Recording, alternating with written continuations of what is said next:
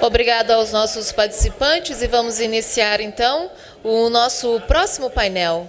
O tema do próximo painel é efeitos patrimoniais nacionais e internacionais como consequência da dissolução do casamento por divórcio ou outra causa. Efeitos patrimoniais nacionais e internacionais por extinção da união estável por morte ou outra causa. Os nossos próximos palestrantes para esse painel, Dr. Diego Castanho Mendonça, doutora Yadira Alarcon Palácio, Dr. Marcelo Truzzi Otero, Dr. Mário Luiz Delgado e a doutora Mercê Mira Cortadelas. Sejam todos bem-vindos. Bom, enquanto os palestrantes para o próximo painel, então, vão subindo, eu vou fazer a apresentação de cada um deles. O Dr. Diego Castanho Mendonça é doutor em Direito e Ciências Sociales por la Universidad de la República Oriental del Uruguay, ejercicio liberal de la profesión de abogado desde 1986 en el área del derecho privado, comercial, laboral y empresarial, asesoramiento y práctica litigiosa, empresario en el área agropecuaria y asesor de empresas del sector agropecuaria. Actualmente es vicepresidente de la Academia Euroamericana de Derecho de Familia y miembro del Colegio de Abogados del Uruguay. La doctora Yadira Alarcón Palacio es doctora en Derecho Privado, Social y Económico por la Universidad Autónoma de Madrid. Allí también realizó su máster en Necesidades y Derechos de la Infancia. Es especialista en Derecho de Familia de la Pontificia Universidad Javeriana, donde actualmente labora como profesora asociada del Departamento de Derecho Privado. Su experiencia es de 25 años trabajando temas de familia, infancia y adolescencia, géneros y personas en situación de discapacidad. Dirige el Grupo de Investigación de Derecho Privado y actualmente es aspirante a la más alta magistratura del Estado colombiano en la Sala Civil de la Corte Suprema de Justicia. Dr. Marcelo Truzzi Otero é doutor e mestre em Direito, advogado, presidente da Comissão dos Advogados do Instituto Brasileiro de Direito de Família. Dr. Mário Luiz Delgado é doutor em Direito Civil pela Universidade de São Paulo e mestre em Direito das Relações Sociais pela Pontifícia Universidade Católica de São Paulo. Especialista em Direito Processual Civil pela Universidade Federal de Pernambuco, advogado em São Paulo, Brasília e Pernambuco. Professor de mestrado e doutorado da FADISP, professor de Direito Civil na Escola Paulista de Direito, diretor do Instituto dos Advogados de São Paulo, o IASP, e presidente da Comissão de Assuntos Legislativos do Instituto Brasileiro do Direito de Família. É membro da Academia Brasileira de Direito Civil. E a coordenadora da mesa, a doutora Mercê Mira Cortadelas, é abogada de família com despacho próprio em la ciudad de Terrassa, Barcelona, Espanha, desde hace 40 años. Mediadora desde el año 2000, fundadora y expresidenta del Centro de Mediación del Ilustre Colegio de Abogados de Terrassa. Fundadora y presidente actual de la Sociedad Catalana de Abogados de Familia, que tiene más de 300 socios. Es miembro de la Asociación Española de Abogados de Familia desde 1994 y vocal de la Junta de Gobierno. Buenos días, gracias a todos por estar aquí. Tengo el gusto de empezar con este panel con el compañero don Diego Castaño Mendoza, al que paso la palabra. Gracias.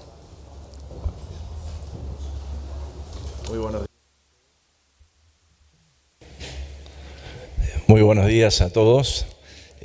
Antes que nada quiero agradecer la presencia de todos ustedes y también la paciencia para todos aquellos que hablamos en español. Y bueno, yo comprendo bien el idioma portugués, pero discúlpenme que no me animo a hablarlo, de manera que, bueno, será por traducción. ¿Está el PowerPoint?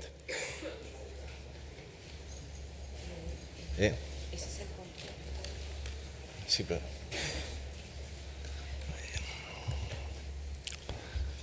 ¿Lo tenemos o no?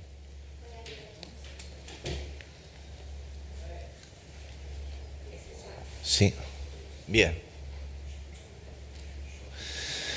Bueno, muy bien. El tema que nos toca es efectos patrimoniales nacionales e internacionales como consecuencia de la disolución del matrimonio por divorcio u otra causal, efectos patrimoniales nacionales e internacionales por extinción de la unión convivencial por muerte u otra causal. El tema es bastante amplio, yo creo que cada uno de los aspectos que vamos a tocar ameritaría una charla específica, sin perjuicio de lo cual vamos a tratar de dar, en un esfuerzo de síntesis, una idea lo más clara posible de cómo funciona el derecho de mi país en estos temas. En primer lugar, cuando hablamos de... ¿cómo pasamos esto? Ahí. Cuando hablamos de efectos patrimoniales de una disolución de un matrimonio, hay que forzosamente tomar como punto de partida cuál era el régimen patrimonial de ese matrimonio en su vigencia. Es decir, si estaba sometido bajo el régimen de capitulaciones matrimoniales o el régimen legal por ausencia de este. Las capitulaciones matrimoniales, como ustedes saben, son aquellas convenciones que celebran los futuros esponsales para regir sus relaciones patrimoniales en el matrimonio. En nuestro país hay una amplia libertad en su contenido, no surgiendo otras limitaciones que aquellas específicas que pone el orden público. Para mayor abundamiento de este tema, nosotros remitimos a nuestra charla en Buenos Aires en el 2015. Bien, si hay capitulaciones, ese será lo que debemos atender. Si no hay capitulaciones, aparece el régimen legal del Uruguay, que es el de participación en los gananciales. Este régimen es supletorio y único, supletorio porque va a pasar a regir en caso que no hayan capitulaciones, y único porque es uno solo el régimen legal uruguayo. El régimen de participación en los gananciales o sociedad conyugal de nuestro ordenamiento se caracteriza por tomar elementos, por un lado, de los regímenes de separación y por otro crea una masa única que son los bienes gananciales, en los cuales hace participar a un cónyuge de las ganancias que genera el otro. Estos dos principios están prácticamente conviviendo en su funcionamiento y en su extinción, marcándose más uno en el funcionamiento y otro hacia la extinción, como veremos a continuación. Así, tenemos que el artículo 1955 del Código Civil define en principio esos bienes gananciales que hablábamos, que son todos aquellos que ingresan a título oneroso por adquisición de cualquiera de estos cónyuges y entonces van a ser de esa masa ganancial. Las excepciones a esta regla son los bienes que ingresan por herencia, legado o donación, establecidos en el artículo 1953. Después, el caso de la subrogación legal, cuando un cónyuge tiene un bien propio, vende ese bien y con ese producido establece expresamente el ánimo de adquirir otro en subrogación al que vendió. Y después tenemos algunos otros más, pero básicamente es esto, y establecer claramente de que la ley en el artículo 1964 establece la presunción de ganancialidad de todos los bienes que están en el matrimonio. Es decir, presunción legal general de ganancialidad, hay que probar excepcionalmente que no lo son por las hipótesis que decíamos anteriormente. Bien, entonces esa es la masa ganancial que tienen los dos cónyuges, cualquiera los haya adquirido. Ahora, ¿qué pasa mientras está funcionando este régimen? Ahí tenemos que tocar, aunque sea someramente, el tema de la administración, porque hay dos disposiciones, artículo 1975 y 1971, que a nuestro juicio dan la característica básica de nuestro sistema. El artículo 1975 establece claramente que los acreedores solo pueden perseguir sus créditos contra los bienes propios y los gananciales cuya administración le corresponde por ley o por capitulaciones matrimoniales. Es decir, establece entonces un principio. Estas son las características de la separación que aludíamos al principio. ¿Por qué? Porque ese bien es ganancial, ingresó a la masa, pero en principio lo va a administrar el cónyuge administrador.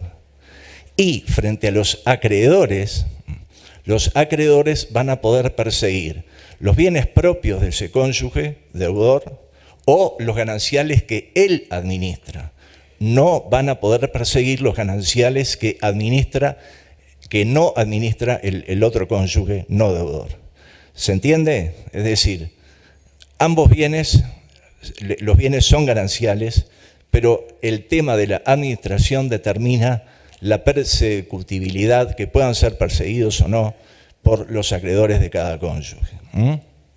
Después, en cuanto a su administración, en principio hay, digamos, tienen amplitud en ello, con las excepciones establecidas en el artículo 1971, que es para todos aquellos bienes que la ley presume de mayor valor, como son los inmuebles gananciales, las casas de comercio, establecimientos agrícolas, ganaderos, explotaciones industriales o fabriles, que estos no van a poder ser enajenados por el cónyuge administrador ni afectados por derechos reales sin la conformidad expresa del otro.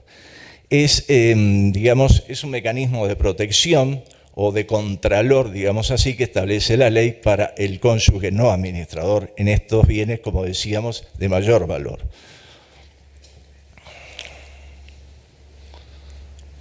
Ahora, el intérprete en estas situaciones nos parece que tienen que, ya sea juez, abogado o fiscal, aunque lamentablemente en nuestro país los fiscales cada vez tienen menos que ver en estos temas, tiene que ubicarse, nos parece, en estos puntos que ponemos a continuación. ¿Por qué? Porque son todos los tipos de bienes que pueden coexistir en un mismo matrimonio al mismo tiempo. A. Bienes propios de cada cónyuge. B. Bienes en común, como cualquier condominio civil entre personas, cualquiera. Y después C, D y E, 3 tipos de bienes gananciales. Administrados por el marido, bienes gananciales administrados por la mujer y bienes gananciales administrados por ambos cónyuges. Entonces, en las situaciones A y B, las relaciones de crédito y deudas que puedan surgir entre esos cónyuges de ese matrimonio se van a regir por normas comunes, sin ninguna particularidad. En cambio, a partir de la situación C, si se pagó una deuda social con bienes propios o una deuda personal con bienes gananciales, aparece lo que la ley uruguaya llaman los créditos por recompensas, que lo que se busca es recomponer la situación de empobrecimiento y enriquecimiento entre cada cónyuge y la masa ganancial en sí. Ahora, la característica de esto es que estas recompensas se van a mantener latentes mientras dura esta sociedad conyugal y se liquidan al final de la misma. Concretamente, entonces, ante un proceso de liquidación de una sociedad conyugal, se van a atender los créditos hacia los acreedores primeros, teniendo el fondo neto, se atienden los eventuales créditos por recompensa que puedan existir de acuerdo a lo que acabamos de ver, y ahí sí vamos a tener entonces el fondo a partir entre ambos esposos.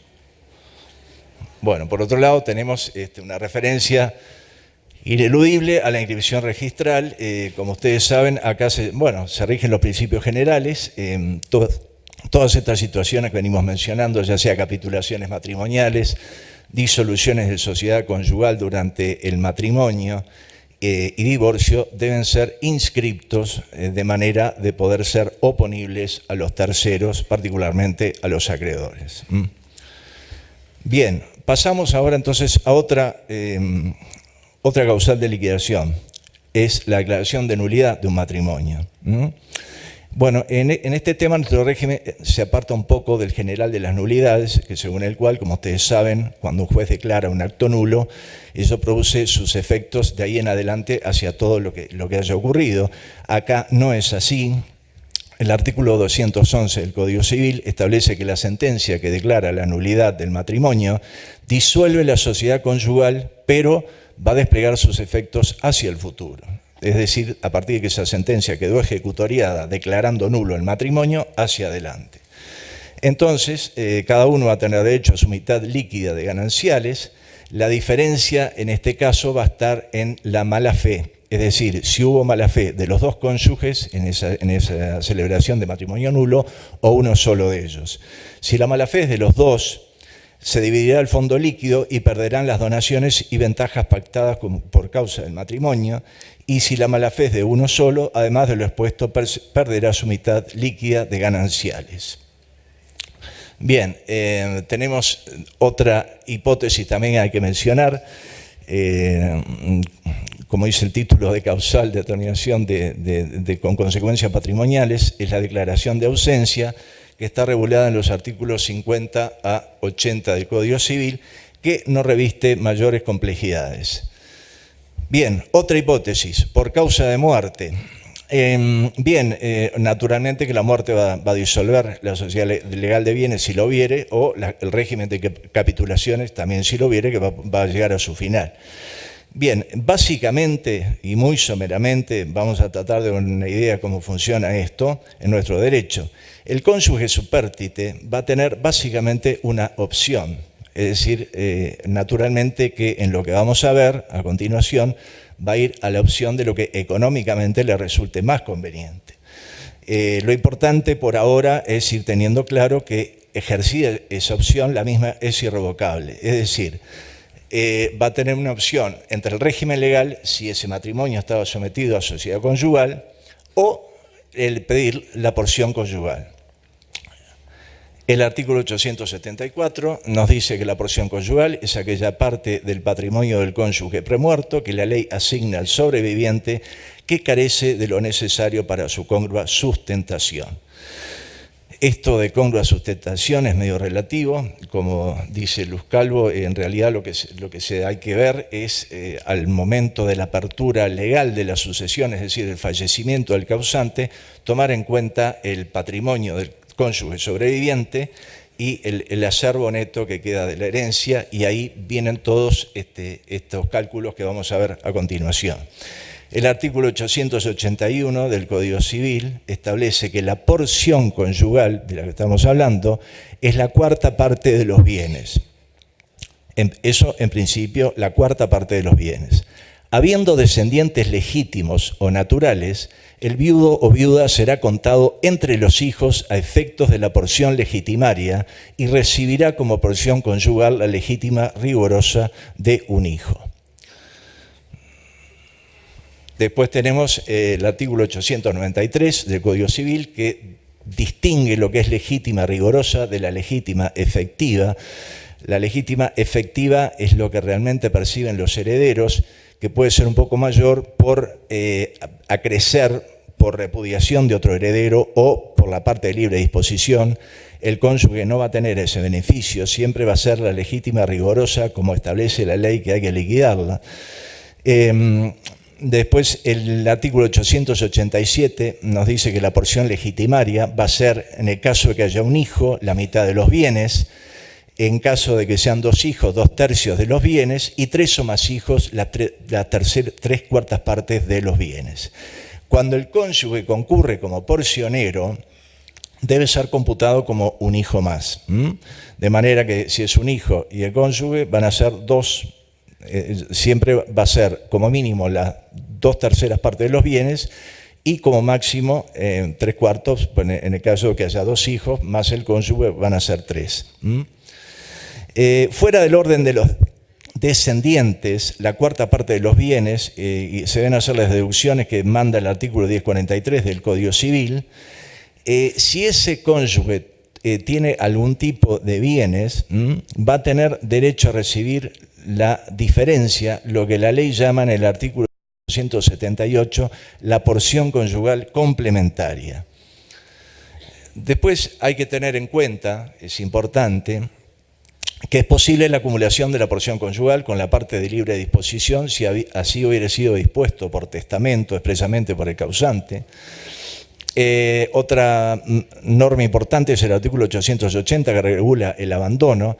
Es la opción a la que hacíamos referencia al principio, es decir, el cónyuge sobreviviente podrá en todo caso retener lo que posea, renunciando a la porción conyugal o pedir esta abandonando sus otros bienes y derechos.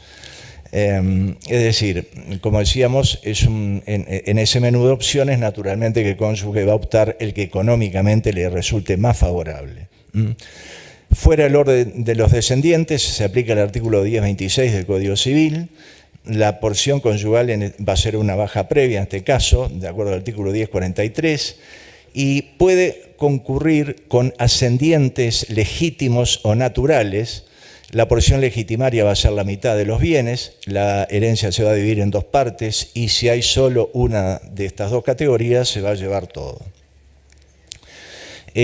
Otro efecto patrimonial de estos casos, la ley establece el derecho real de uso y habitación. Esquemáticamente vamos a decir que es un derecho real para el cónyuge supérstite de continuar habitando el hogar conyugal, aunque concurran derechos de herederos sobre ese bien, para el caso de que no tenga otro inmueble a su disposición y no pueda proporcionárselo.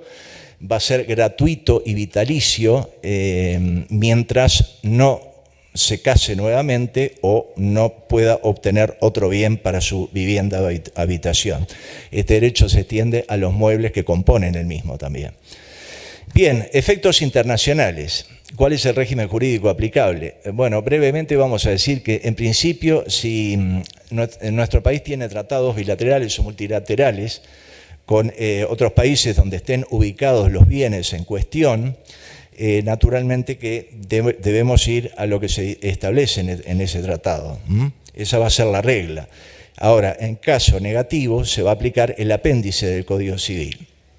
El apéndice del Código Civil regula en forma autónoma el tema de los bienes de matrimonio y los sucesorios. La ley reguladora del régimen de bienes de matrimonio es la ley del primer domicilio matrimonial. Esto está establecido en el artículo 2397 del Código Civil y también en el 16 del Tratado de Montevideo de Derecho Civil de 1940 y Tratado de Derecho Civil de 1889. Es decir, la ley del primer domicilio matrimonial, aunque después hubieran cambiado domicilio y los bienes se hayan adquirido antes o después, no interesa. Es ley del primer domicilio matrimonial. En materia sucesoria, los bienes son regidos por la ley del lugar donde se encuentran, 2398 y 2400 del Código Civil. Es decir, básicamente es el principio de territorialidad. Bien, me falta todavía, bueno, vamos a tratar de respetar el tiempo, pero el tema es muy amplio y vamos rápido. Bueno, unión concubinaria.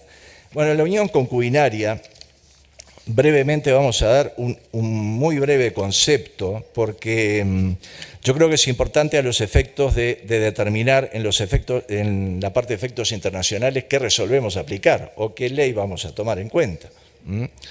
Yo tomé como ejemplo lo más próximo que tenemos a nuestro país, que es el concepto que recoge Argentina y Brasil. El régimen argentino los denomina uniones convivenciales y en los artículos 509 y 510 del Código Civil y Comercial de la Nación los define como aquellas relaciones afectivas de carácter singular, pública, notoria, de dos personas de diferente o igual sexo que conviven y comparten un proyecto de vida común por un periodo no inferior a 2 años. Es decir, convivencia con proyecto de vida en común por un mínimo de 2 años. En Brasil, de acuerdo al aporte que nos hiciera Casio Namur, muy gentilmente, las uniones de hecho o uniones estables refieren a 2 personas no unidas en matrimonio, pero con la intención de constituir una familia. La jurisprudencia local acepta las uniones homosexuales y después se distingue entre uniones puras e impuras, que son estas últimas, las uniones paralelas de una persona que tiene un vínculo matrimonial con otra persona. En nuestro país este tema es objeto de una ley específica que tiene un concepto más restringido. 5 años de unión de 2 personas de diferente o igual sexo, no unidas en matrimonio, pero vinculadas por una relación de carácter sexual. Es decir, es un concepto, como vemos, mucho más restringido que el argentino, incluso desde mi punto de vista también que el brasileño.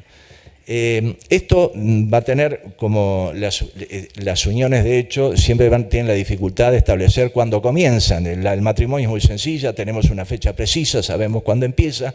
Acá no siempre es así. Cuando son los dos concubinos que concurren conjuntamente a pedir la declaración, no hay ningún inconveniente, pero ese puede ser un objeto de litigio, controversia precisamente.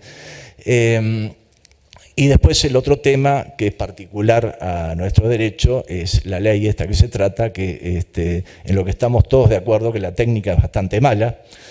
Por eso es que en la interpretación no es pacífica y unánime en todos sus aspectos. Pero bueno, al menos vamos a tratar de dar lo que para nosotros es la doctrina más relevante, y parte de ellas están acá presentes, así que eventualmente me podrán corregir si no es así. Bien, el artículo 5 de la ley nos dice que el reconocimiento inscripto de la unión concubinaria dará nacimiento a una sociedad de bienes que se sujetará a las disposiciones que rigen la sociedad conyugal en cuanto les sean aplicables. Es decir, de acuerdo para mis colegas Luz Calvo y María del Carmen Díaz Sierra, Arezzo y Domínguez Gil, tiene efectos constitutivos, es decir, declaración por un juez e inscripción en el registro. Ahí es donde nace la unión concubinaria de bienes. Ahora, este mismo artículo también nos indica que esta declaratoria tiene por objeto, además, la indicación de los bienes que hayan sido adquiridos a expensas del esfuerzo o caudal común. Entonces, ¿qué pasa? Hoy se pide la declaración, pero como conceptualmente requiere un periodo de al menos 5 años, que hay que resolver primero qué pasa con esos bienes que fueron adquiridos a partir de la declaración concubinaria. Bien, antes de la declaración, entonces, todos aquellos bienes que fueron adquiridos a expensas del caudal y esfuerzo común de los concubinos, no va a variar la titulación. Es decir, están a nombres de uno u otro, la titulación va a quedar igual. Esto creo que es un principio que hay que defender por la seguridad, la libre circulación y seguridad jurídica de los bienes. Pero entonces, ¿qué va a pasar? Sí va a haber una modificación en la interna, es decir, van a nacer créditos por ese periodo respecto al otro concubino que no figura en esa titulación a que hacemos referencias, y estos créditos van a estar regidos por las normas de la sociedad conyugal, concretamente créditos bajo la normativa de las recompensas, no créditos comunes y corrientes. Eso en virtud de la remisión que hace nuestra norma a las normas de la sociedad conyugal. Hecha la declaración e inscripta los bienes que se adquieren posteriormente a la declaración, bueno, Emma Carossi dice que aplica directamente los artículos 1955 y 1965 del Código Civil, que es lisa y llanamente la equiparación de esta sociedad de bienes concubinarias a una sociedad conyugal, es igual. Bueno, esta se va a disolver por sentencia judicial, fallecimiento o ausencia. Ya terminamos. Me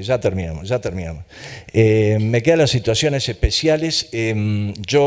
Bueno, voy a hacer referencia a dos muy brevemente. ¿Qué pasa cuando cesa la convivencia, que es un poco la esencia de las uniones de hecho?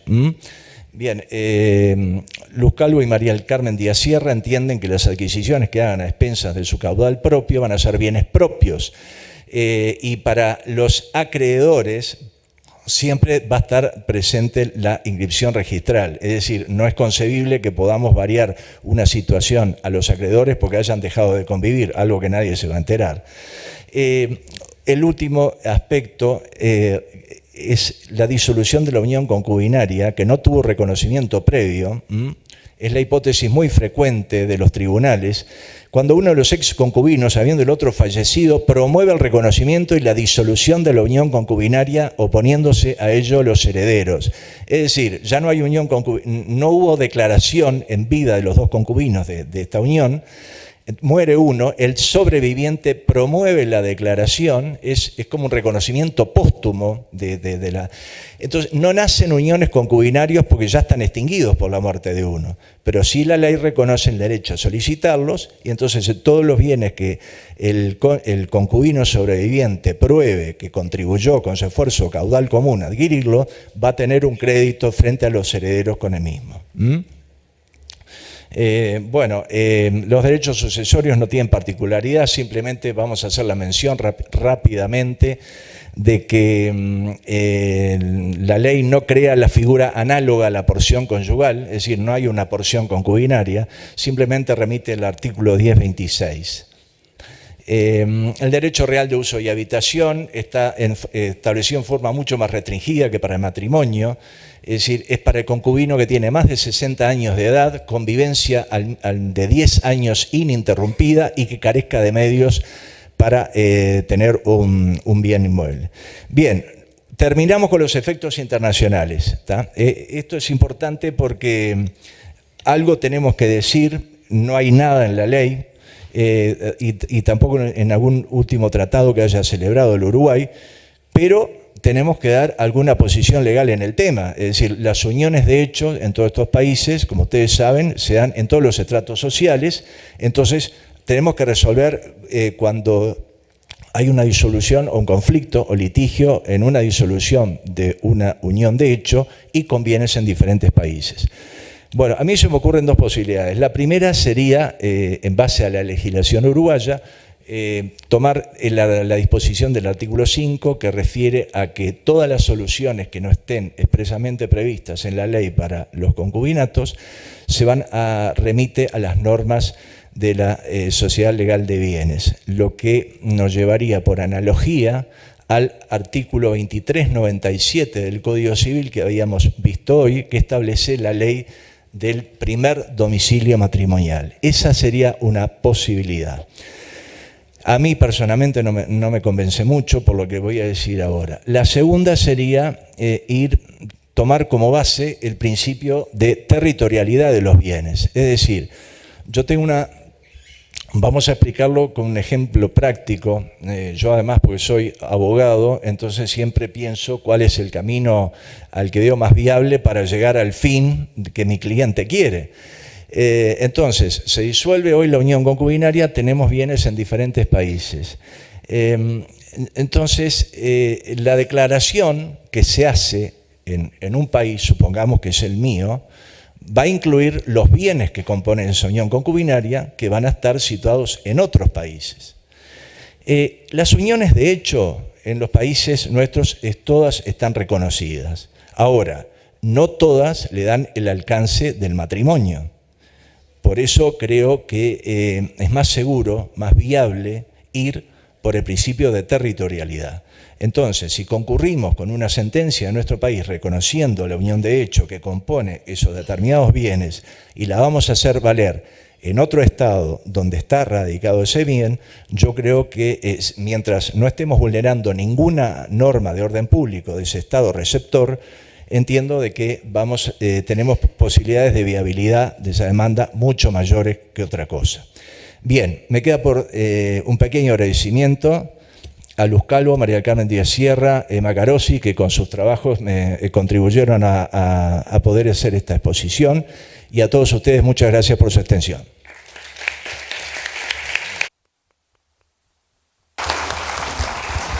Muchas gracias, doctor Diego Castaño. Siento haberle apretado un poco en la cuestión de tiempo, pero es el que manda. Lo justo. Bien, a continuación pasamos la palabra al doctor Mário Delgado. Adelante. Bom, muito obrigado. Eu vou agradecer o convite, a honra de estar aqui rapidamente, na pessoa do professor Paulo Lins e Silva, que representa aqui no Brasil, junto com todos os demais colegas, a Academia Euro-Americana de Direito de Família.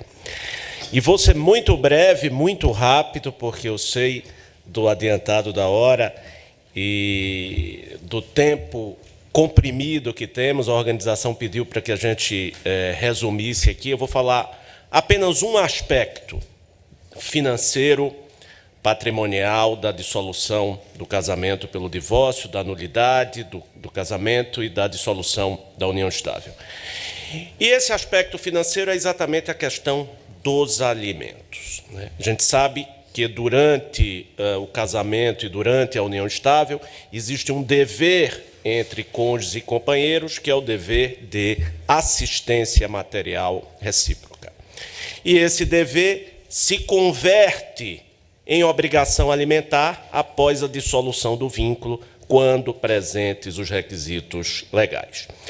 E nessa passagem de dever de assistência para a obrigação alimentar, aqui no Brasil, nós temos algumas questões que estão sendo objeto de grandes discussões e provocando alterações, inclusive, na jurisprudência. O primeiro aspecto, a possibilidade de se postular alimentos após a decretação do divórcio ou após a dissolução da união estável. Esse é um tema que ganhou muita relevância entre nós após 2010, com a alteração da Constituição pela Emenda Constitucional 66, que instituiu entre nós o divórcio direto. Antes de 2010, para os colegas que não conhecem o nosso sistema, o divórcio era sempre precedido da separação. Separação de direito ou separação de fato. Não havia o divórcio direto sem essa condicionante. E a partir de 2010, se instituiu o divórcio direto, não mais submetido a qualquer tipo de condição, não mais submetido a uma prévia separação de fato de direito. E antes da instituição do divórcio direto, já era pacífico na nossa jurisprudência que o cônjuge que não pleiteasse alimentos até a conversão da separação em divórcio, até a decretação do divórcio, né, o que renunciasse aos alimentos, ele não teria mais como postular esses alimentos do ex-cônjuge, até mesmo pela extinção da causa jurídica que justificaria a pretensão alimentar. Ocorre que, com o divórcio direto e com a possibilidade das pessoas se divorciarem rapidamente e até sem um tempo de reflexão que o requisito da separação prévia às vezes possibilitava, talvez uma única vantagem de um sistema dual de separação e divórcio talvez fosse esse, talvez. Mas a partir do momento que as pessoas passaram a se divorciar diretamente e de forma, às vezes, assodada, a questão dos alimentos muitas vezes foi relegada, não foi analisada adequadamente. E o cônjuge, então, já divorciado, ou o companheiro com a união de fato já dissolvida, verifica posteriormente que tem essa necessidade de postular alimentos. E então ele vai entrar com a ação de alimentos, mas já foi dissolvido o vínculo, e o que justificaria essa pretensão alimentar? Às vezes ele já renunciou ao vínculo quando da decretação do divórcio. Então, o que é que a jurisprudência brasileira tem dito? Se não houve renúncia expressa ao direito a alimentos quando da decretação do divórcio, até sim se poderia pleitear posteriormente. Mas se houve essa renúncia expressa, não haveria mais possibilidade de se pleitear alimentos do ex-cônjuge, ainda que aquele cônjuge estivesse realmente em estado de necessidade. É verdade que o fundamento da obrigação alimentar previsto no Código Civil está no parentesco ou na conjugalidade, e a rigor, dissolvida ou extinta a conjugalidade, não haveria fundamento jurídico para pleitear alimentos. Eu não penso dessa forma. O fundamento jurídico da obrigação alimentar, a meu ver, não se esgota no parentesco ou na conjugalidade. Porque acima desses fundamentos, que são infraconstitucionais, que estão no Código Civil, sobrepaira, irradiante e intangível, o princípio da solidariedade, a justificar a permanência do dever de mútua assistência, mesmo após a dissolução do vínculo. Eu digo sempre que aqueles que vivenciaram a conjugalidade nunca serão dois desconhecidos e não podem se comportar como estranhos.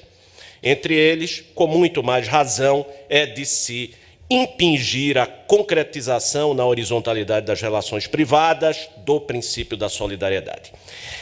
Entretanto, ainda que entenda plenamente possíveis esses alimentos pós-divórcios, inclusive nos casos de renúncia expressa pelos cônjuges, penso que, nesses casos, os requisitos não podem ficar restritos ao binômio necessidade e possibilidade, e mesmo à questão da proporcionalidade ou razoabilidade. Ou seja, para que o cônjuge postule alimentos, ou o ex-cônjuge postule alimentos de seu ex-cônjuge, não basta comprovar a necessidade ou a possibilidade. É preciso que comprove que não existam outros legitimados passivos em condições de prestá-los.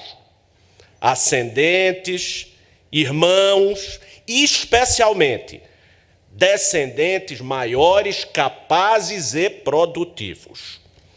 Alimentos entre ex-cônjuges, com fundamento no princípio da solidariedade, serão sempre subsidiários.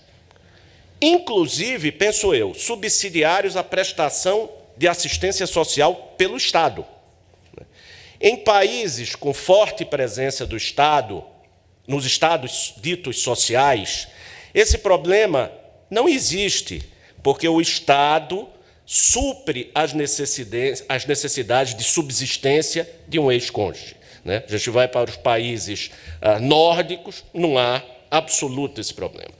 O seguro social supre a necessidade de subsistência. Infelizmente, entre nós, no Brasil, na América do Sul, em geral, nós não temos essa presença do Estado. Então, o ex-cônjuge, eventualmente, vai precisar, sim, buscar esses alimentos não fora do Estado. Mas nessa busca, ele pode, sim, buscar o seu ex-cônjuge, mas deve antes buscar os outros legitimados. Não é razoável que um cônjuge, um ex-cônjuge que tenha parentes em condições de prestar esses alimentos, queira buscá-lo de seu ex-cônjuge, cujos vínculos de afetividade que justificaram no passado e que justificariam esse pagamento já foram dissolvidos. Então, que se busque esses alimentos de pessoas com vínculos de afetividade mais fortes do que o ex-cônjuge. Então, esse é um ponto que tem sido objeto de grandes discussões no Brasil. Uma outra questão que reflete uma evolução, ou melhor dizendo, uma transformação na jurisprudência brasileira, se refere à provisoriedade dos alimentos após a decretação do divórcio.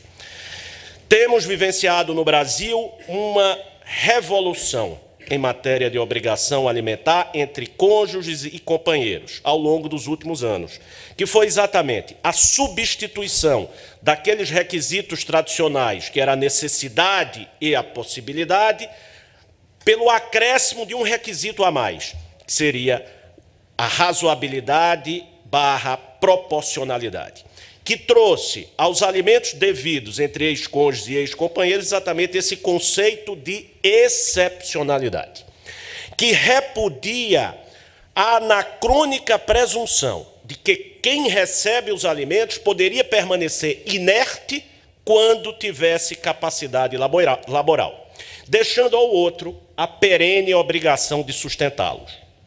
Os alimentos não se prestam como supedâneo de aposentadoria ou de seguro social ao cônjuge ou companheiro que se mantenha omisso e não procura, por seu próprio esforço, obter os meios necessários à sua sobrevivência.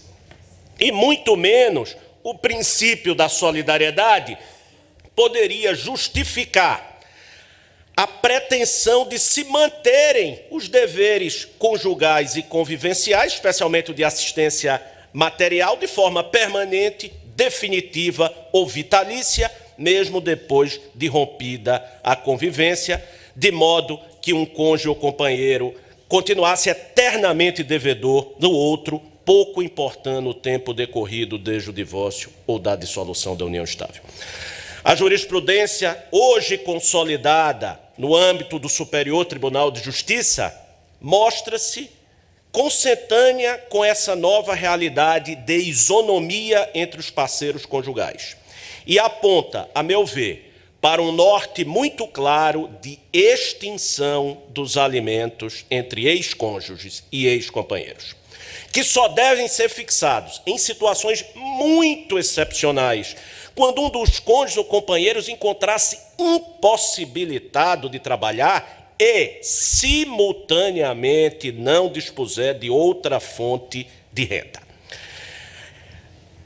Verificada tal situação, aí sim, os alimentos podem ser fixados, mas devem sê-lo expressamente com base nessa incapacidade laboral ou nessa impossibilidade prática de inserção no mercado de trabalho. E mesmo nesses casos, eu repito, ou seja, mesmo nos casos em que haja essa incapacidade, esse dever, essa obrigação, deve ser preferencialmente dirigida aos filhos capazes e em condições de prestar esses alimentos quando os houver. Quando os houver. Entretanto, essa situação que estamos vivenciando hoje no Brasil, ela trouxe um problema concreto, e tem causado situações de perplexidade, exatamente nos casos de pessoas, de ex-cônjuges, que se encontravam nessa situação de dependência dos alimentos durante muito tempo, e são surpreendidos pela cessação do pagamento sem qualquer período de transição. É o que está acontecendo hoje no Brasil. Os alimentos são provisórios, então o ex-cônjuge, que é o devedor dos alimentos, postula em ação própria, em ação de exoneração, a extinção dessa obrigação, alegando que já decorreu tempo suficiente e aquele cônjuge não se inseriu no mercado de trabalho, não procurou prover a sua própria subsistência, e os tribunais estão concedendo essas pretensões, estão exonerando, extinguindo essa obrigação alimentar. Qual é o problema? É que esse cônjuge, quando obteve os alimentos lá atrás, não contava com essa situação. O cenário em que os alimentos foram fixados no passado era aquele cenário onde os alimentos eram vitalícios, onde não havia limitação do tempo. Então, nós temos várias situações hoje no Brasil de pessoas que recebem alimentos há muito tempo e são surpreendidas com a extinção desse pagamento sem qualquer período de transição. Então, essa é uma situação problemática, especialmente no Brasil, com todas as distorções que nós temos e com a dificuldade, muitas vezes, de inserção do ex-cônjuge que abriu mão de sua carreira em prol da família, a reinserção dele no mercado de trabalho. As decisões judiciais de primeira instância, hoje no Brasil, quando fixam alimentos, fixam em períodos de tempo considerados muito curtos para uma adequada recolocação do cônjuge que deixou a carreira, que deixou a profissão no mercado de trabalho. Têm sido fixados alimentos pelo período de 1 a 2 anos, o que na nossa realidade é absolutamente insuficiente para que seja realmente promovida essa integração do ex-cônjuge no mercado de trabalho. E o que fazer nessas situações? Vejam que essa é uma situação que não tem volta, porque o caminho da isonomia realmente conduz a essa situação, mas nós precisamos pensar em como dar algum tipo de assistência a essas pessoas. Para o futuro, o que nós podemos dizer é que devemos usar a preparação do casamento e da união estável com os pactos antinupciais e os contratos de convivência para resolver essas situações, né? Eu vou encerrar aqui em respeito aos nossos colegas de mesa, que ainda tem também muito a falar para vocês. Muito obrigado.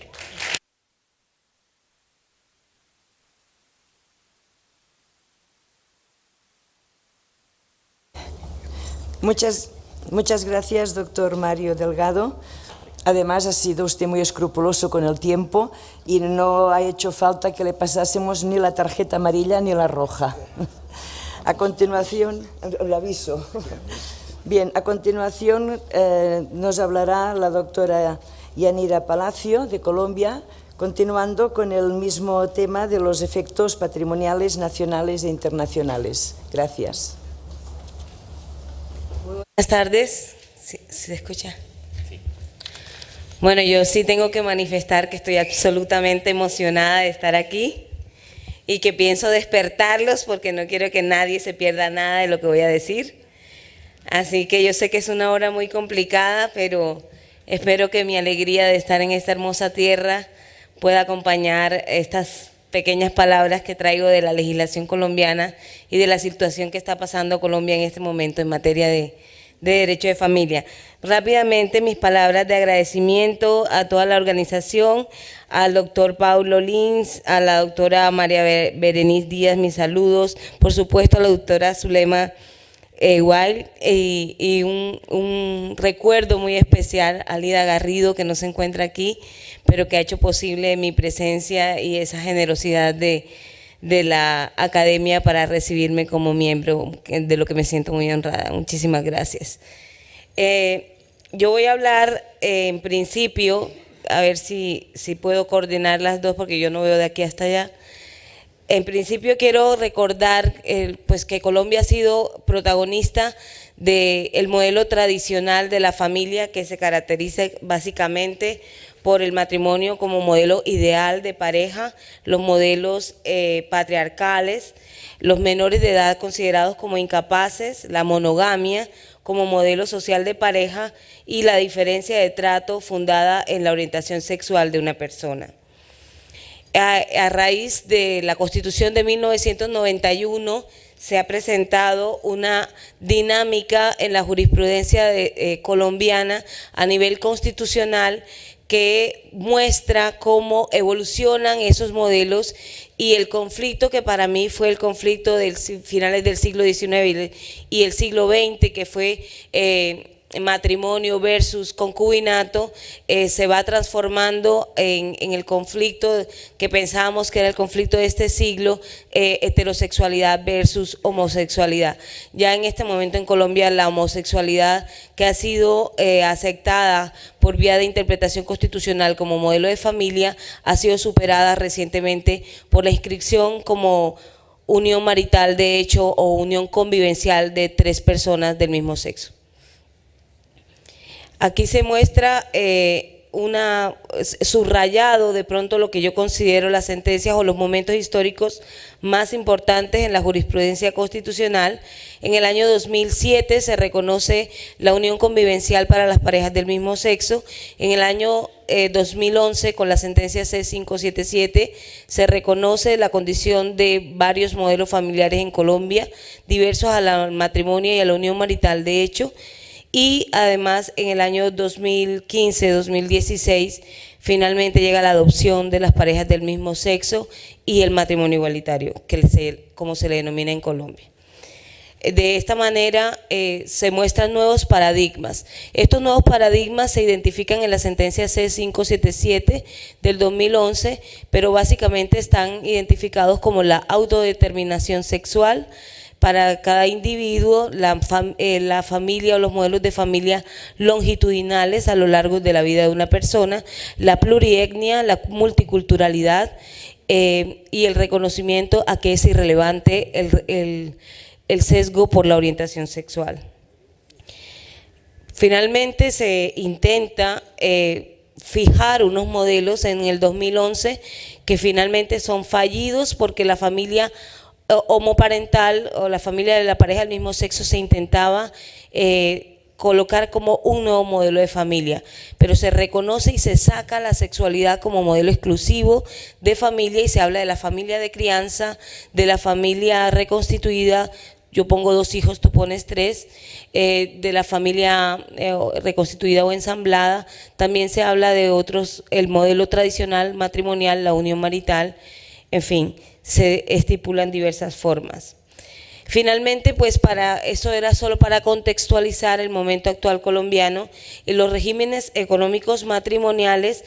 Puedo remitirme a la conferencia de mi compañero de Uruguay, porque realmente es exactamente igual. Yo iba siguiendo con mi Código Civil colombiano la normativa uruguaya y me parece que es bastante cercana. Capitulaciones matrimoniales, sociedad conyugal como régimen supletorio y separación de bienes sin afectación del vínculo matrimonial. Para aterrizar en los efectos patrimoniales,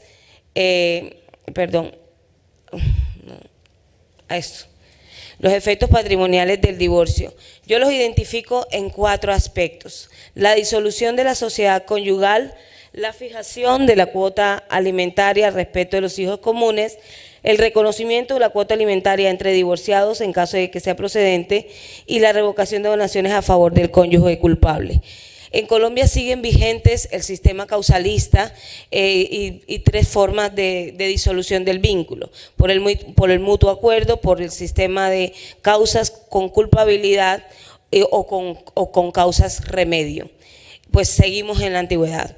¿Qué les puedo decir? Para mí es bastante arcaico, pero no hemos podido avanzar. Y en esa medida, la disolución de la sociedad conyugal nos muestra un escenario de haber absoluto relativo en una convivencia y también un régimen de recompensas como el que ya se señaló en esta mesa. Me quiero detener en la fijación de cuota alimentaria de los hijos. No creo que sea el asunto que más nos ocupa, pero sí en el punto 3º, que es el reconocimiento de cuota alimentaria en conjunción con la ponencia que acabamos de escuchar del tema brasilero. En Colombia solamente se fijan alimentos por capacidad y necesidad cuando hay culpa del cónyuge que da lugar al divorcio. Entonces, solo en casos de culpa se mira capacidad y necesidad. Nunca compartí esa postura, pero fue la dinámica judicial permanente en materia de alimentos. Esto acaba de cambiar. En Colombia tampoco existe lo que existe en otros regímenes europeos o de América Latina, como son la pensión compensatoria. Tampoco existe la pensión compensatoria, con lo cual los alimentos se quedan en el ámbito de la separación, como se ha señalado aquí, y en el momento del divorcio, pues, chao. Me refiero a que yo sí creo que uno debe superar al cónyuge, porque es que ya no es cónyuge, es el ex, y muchos no quisiéramos recordarlos. Entonces, yo creo que allí el tema de la solidaridad es importante, pero solamente en casos de vulnerabilidad. En cambio, el tema de la culpabilidad se nos presenta en temas de reparación y en temas de daño. Siempre fue una interpretación desde la doctrina que debía ser reparatorio. Pues acaba de salir una sentencia de la sentencia STC 10829 del 2017 de la Sala Civil de la Corte Suprema de Justicia colombiana, en la que bajo la magistrado ponente, el doctor Tolosa, se ha dicho en Colombia que en caso de maltrato no importa la falta de necesidad desde el punto de vista alimenticio. Es un caso muy particular porque es una juez que gana 27 millones de pesos colombianos. Esta juez era víctima era magistrada del Consejo de Estado, es magistrada del Consejo de Estado actualmente, era víctima de maltrato psicológico y de maltrato económico, de violencia de género. Y ella pide el divorcio por culpa, declaran la existencia del maltrato, declaran la culpabilidad y a pesar de ello no declaran los alimentos porque no hay necesidad. Entonces, en este momento, pues se cumple lo que la tradición ha venido dándose en todos los juzgados y en todos los niveles, tanto en primera, segunda instancia, que solamente proceden los alimentos cuando hay necesidad, aún en casos de culpa. Pues se acaba de romper una línea que para mí abre en Colombia un espacio para el derecho de daños en materia de familia. Porque aquí ya no estamos hablando de alimentos, realmente. Aunque la norma diga alimentos, lo que está marcando la pensión o la cuota alimenticia es la culpabilidad. Y entonces, en este caso, estamos hablando de responsabilidad civil. Eso sí que me parece muy interesante, quería traerlos para que ustedes conozcan ese escenario y paso rápidamente, perdón, es que yo paso acá, pero no paso allá. Ah, entonces no lo vieron, lo siento. Aquí la tenían, pero igual no se distingue mucho. Y paso rápidamente al escenario de la unión marital de hecho. A mí primero, para mí es una unión, pero no es marital, porque eso sigue diciendo que el marido es preponderante. En Colombia se denomina así, Ley 54 del 90, unión marital de hecho. El marido no puede ser el marido si son dos mujeres.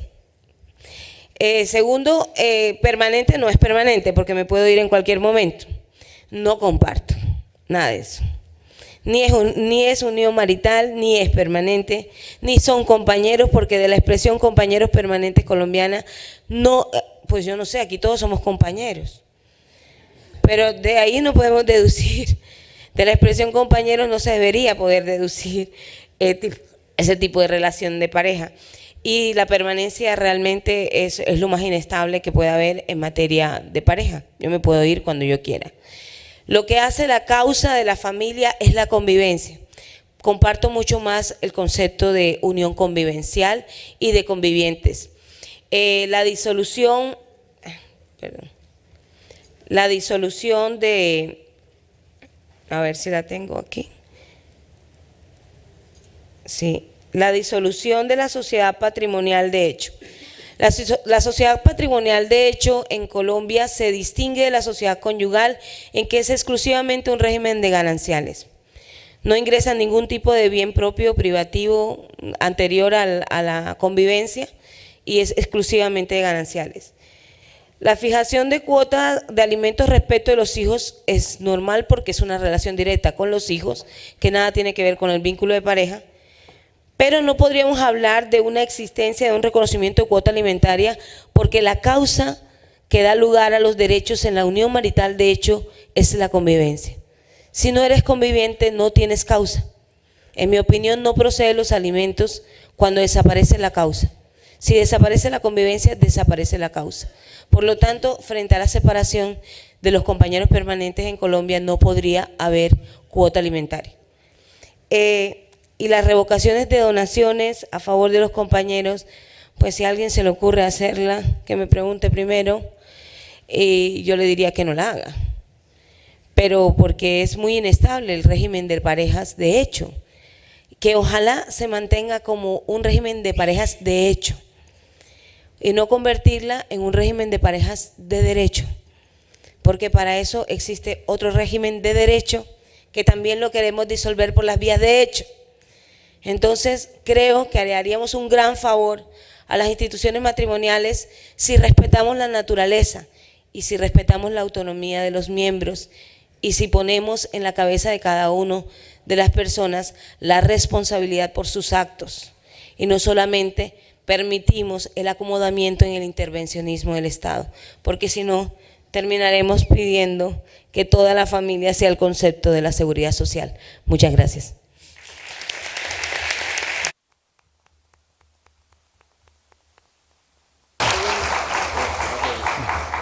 Muchas gracias, doctora Yanira Alarcón. Usted también se ha ceñido al tiempo, ha sido breve pero muy bueno, como decimos.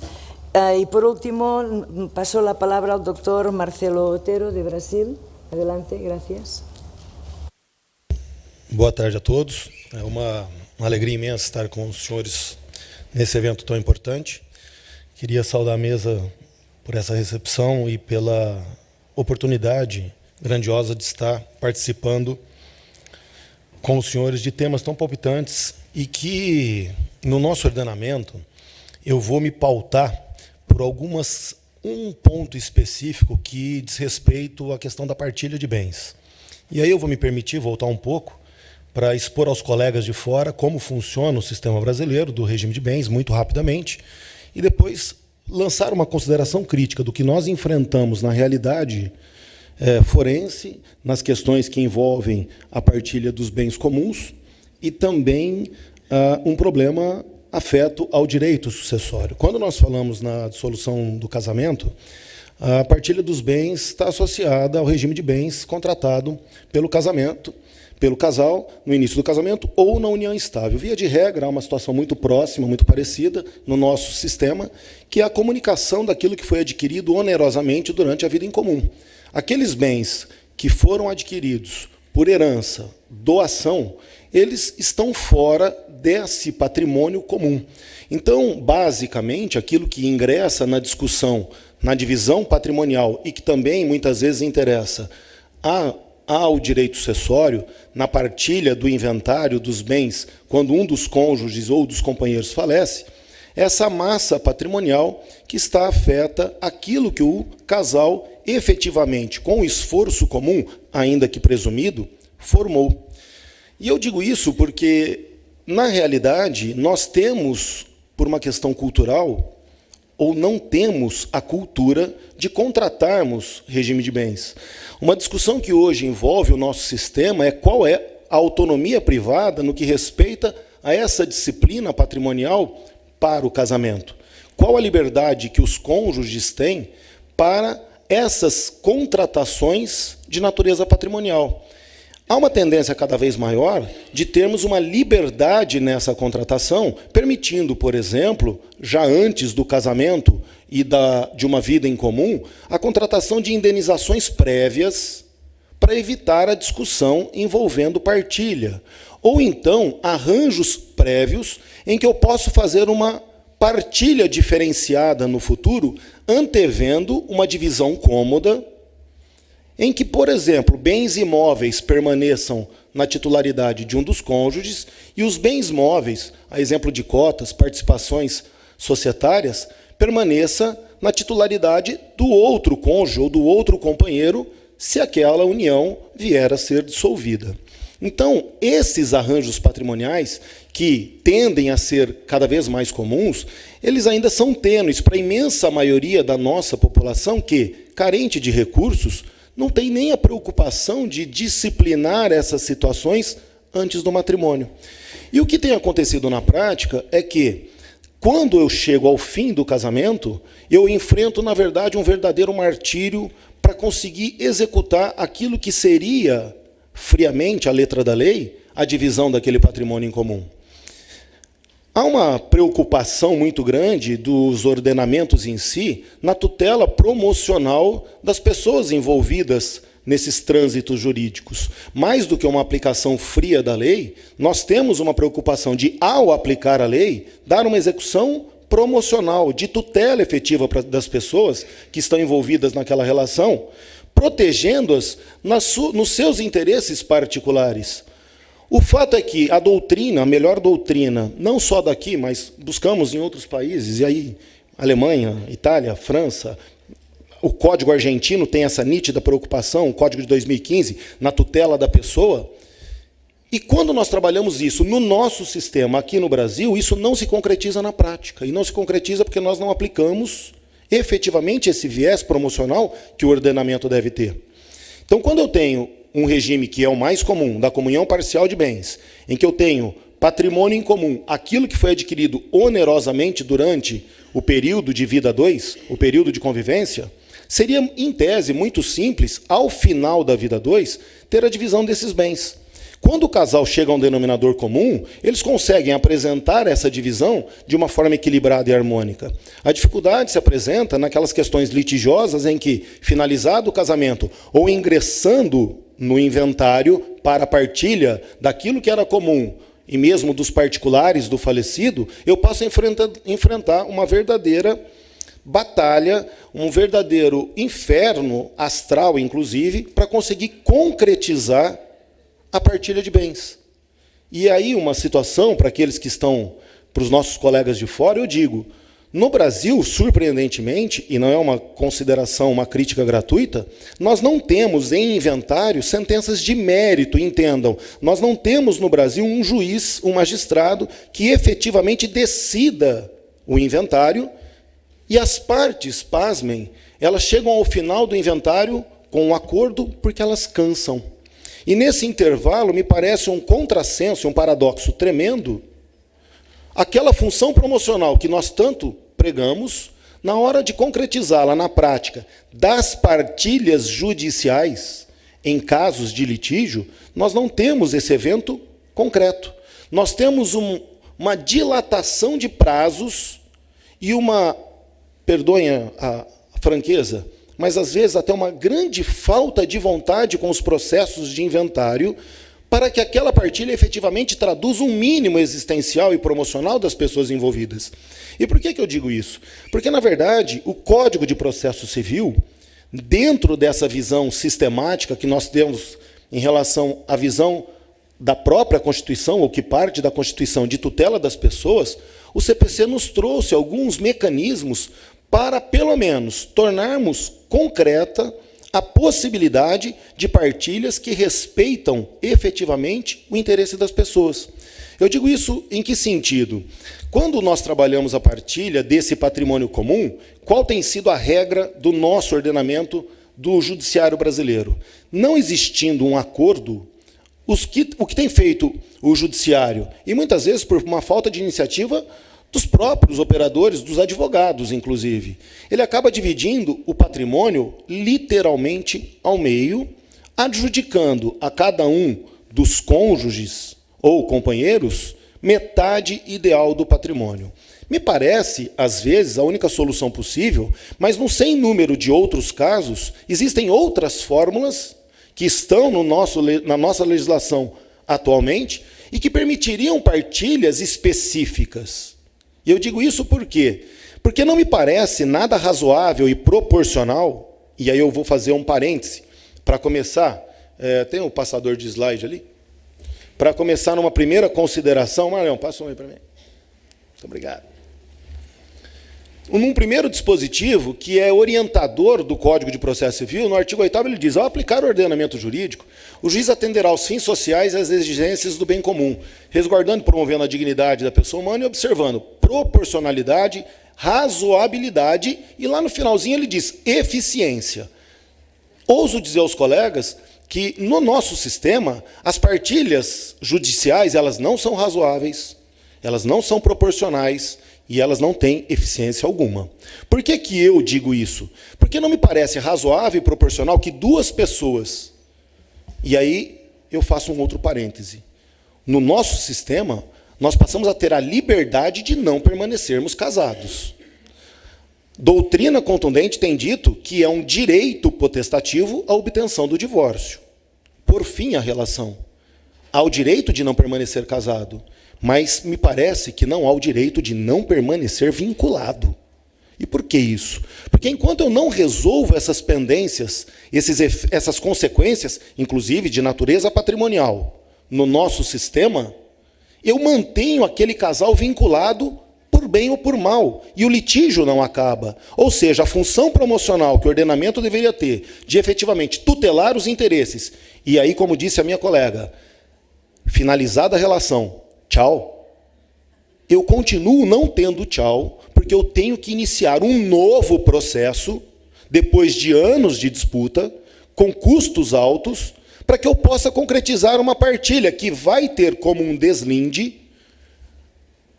a alienação do patrimônio comum obrigatoriamente pelo judiciário para pagar em dinheiro a cota-parte de cada um. Mas é possível uma solução diferente? É possível uma solução diferente.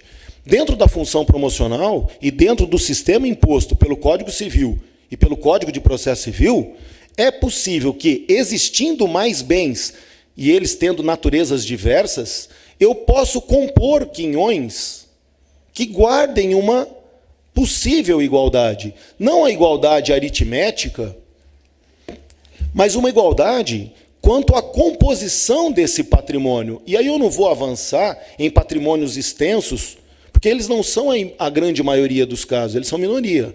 A imensa maioria das partilhas são de pessoas comuns, que têm 2 imóveis, 3 imóveis, um terreninho, 2 carros, uma obrigação pendente, uma dívida, um financiamento.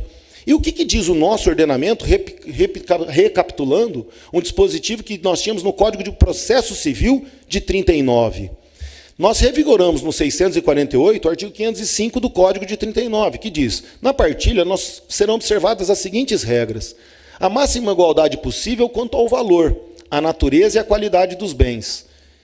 Portanto, uma vez formulado o pedido de quinhão, e aqui vai uma importante informação, o Supremo Tribunal Federal, mas o Supremo Tribunal Federal, antes de 88, tem alguns julgados que dizem: partilha em que se adjudica quinhão, quando a parte formula pedido de quinhão em divisão específica, não é partilha, ela é nula. O juiz tem que apreciar o pedido de quinhão. Então, entendam, especificamente na dissolução do casamento. Dissolvido o casamento, eu ingresso numa fase de execução de sentença para promoção da partilha, que segue o mesmo procedimento do inventário. Ora, no inventário o que eu tenho? Apresentação de primeiras declarações, impugnação das primeiras declarações, onde eu apresento os bens, as obrigações, e caminho para a formulação do pedido de quinhão, ou de quinhões, quando eu tenho a avaliação dos bens e o pagamento das dívidas. Perfeito? O que remanesce, e aí eu entro na partilha, na dissolução do casamento. Se eu tenho 2 imóveis, por que eu tenho que ficar em cota-parte idêntica nos 2? Por que não atribuir? E aí entra a maior igualdade possível, que é um imóvel de um lado, outro imóvel de outro. Analisando o interesse das partes, me parece muito razoável, dentro do nosso sistema, que eu insisto, tem que cumprir uma função promocional, que eu coloque, por exemplo, o meu escritório, onde eu trabalho, como um bem preferencialmente vinculado a mim e que, portanto, deve integrar o meu quinhão. E se a minha esposa ou companheira já está na posse de um outro determinado bem que serve para uma clínica dela ou pequeno comércio onde ela trabalha, razoável que aquele bem, dentro de uma perspectiva promocional, integre o quinhão dela. Então, se eu tenho bens em que eu guardo uma vinculação específica com os titulares, razoável que aquele bem integre o quinhão. E aí eu vou compondo com imóvel ali, imóvel aqui, um carro de um lado, o outro carro do outro, evidente, há quem sustente que veículos, sendo eles idênticos, são bens particulares, que é o caso do professor Paulo Neto Lobo, insuscetíveis de partilha. Mas não sendo essa a orientação, coloca um imóvel de um lado, um imóvel do outro, um automóvel de um lado, o automóvel do outro. Obrigações, temos que dividi-las também. E aí entra o detalhe. A gente volta para as obrigações alternativas. Quando eu proponho um pedido de quinhão, formulo um pedido de quinhão, e eles são honestos, eles são razoáveis, porque eles guardam efetivamente a igualdade, por que não oferecer à parte contrária a escolha do quinhão? Ao invés de eu dizer, olha, tem o quinhão A e o quinhão B, obrigação alternativa, escolha você. Porque se você não escolher, a opção volta para mim. Notem que eu passo naquela função promocional de tutela efetiva das pessoas, porque, tendo bens vinculados, eu separo nos respectivos quinhões. Os demais, pouco importa se entra no quinhão A, se entra no quinhão B. Desde que guardada essa máxima igualdade possível, existindo diferença, há um compromisso de reposição em dinheiro, eu respeito a maior igualdade possível. E aí eu vou para o segundo critério da partilha, evitar a prevenção de litígios. Eu indago aos senhores, há algo mais potencialmente litigioso do que condomínio forçado entre pessoas que não mantêm diálogo, de casal que não é mais casal, que, como disse aqui na mesa, foi dito na mesa, já deu o tchau. Por melhor que seja o relacionamento, ele vai ser cordial, distante. Então, evitar condomínio, se entre pessoas próximas já não dá muito certo, e toda a doutrina nacional prega que o condomínio é um ninho de discórdias, me parece razoável caminhar nesse mesmo sentido. Por fim, a maior comodidade dos cordeiros, que é justamente esse critério vinculativo. Senhores, se eu sou dono de um bem particular e o terreno ao lado pertence ao casal, quem acresce mais o terreno, a mim ou a ela? Razoável que isso entre na conveniência do herdeiro, na composição dos quinhões. E eu insisto, formulado o pedido de quinhão, se conceda à parte contrária a possibilidade da escolha. Porque escolhendo o quinhão A ou o quinhão B, exceção aqueles imóveis ou bens que têm uma vinculação específica com o titular. Se ele não exerce a escolha volta para o credor. Resultado. Dentro dessa perspectiva, eu posso ter uma divisão nos autos do processo, a partir dos ditames do CPC, que cumpre essa função promocional, porque, volto a insistir no artigo 8º, nada mais desproporcional, desarrazoado e ineficiente do que litigar tanto tempo para, ao final, o juiz adjudicar quinhão e obrigar nós a ingressarmos com uma nova ação. Essa preocupação promocional, ela também está no artigo 647, parágrafo único do nosso ordenamento, quando ele diz o seguinte: eu já ocupo um imóvel, por exemplo, o meu escritório. Como de fato ocorre, diga-se de passagem, mas não em caso de separação, em caso de inventário. O imóvel que é o meu escritório hoje era da minha mãe, portanto eu estou falando em interesse de causa. É o seguinte: o juiz poderá, em decisão fundamentada, deferir antecipadamente a qualquer dos herdeiros o exercício de direitos de usar e usufruir determinado bem, com a condição de que, ao término do inventário, tal bem integre a cota desse herdeiro, cabendo este, desde o deferimento, todos os ônus e bônus, ou seja, uma antecipação da partilha em possível tutela de urgência ou de evidência, não sei porque eu não sou processualista, dizendo o seguinte: aquilo que já ocupa cumpre uma função promocional. É o meu local de trabalho, é a minha residência. E eu posso pedir desde o início a posse, com a condição de que esse bem integrará o meu quinhão, o meu futuro quinhão hereditário. Então, quando eu faço essas observações, é porque isso ainda está muito distante do judiciário, mas aí vem boas novas. O sistema italiano, dentro dessa perspectiva promocional, ele não permite a partilha do pequeno imóvel que serve de exploração rural e de subsistência para a família. O nosso pequeno módulo rural aqui, lá, é insuscetível de divisão cômoda. Aí diz, bom, então vai ser alienado. Não. A semelhança é como se fosse feita uma recuperação judicial. O juiz determina a forma como eu vou pagar os demais herdeiros. Aquele herdeiro que explora a terra e que dá um emprego, está na legislação italiana, a ele competirá o bem. Na legislação francesa, a pequena propriedade, o pequeno comércio, a pequena indústria, que também serve de sustento para a família, é insuscetível de partilha. O que é isso? É mantermos a exata dimensão dessa tutela promocional que no ordenamento jurídico brasileiro ainda figura demais na doutrina e muito pouco nos tribunais. Mas assim é feito porque nós, efetivamente, precisaríamos ser mais firmes nessa postulação. Pedido feito, se não atendido, compete aos tribunais examinar.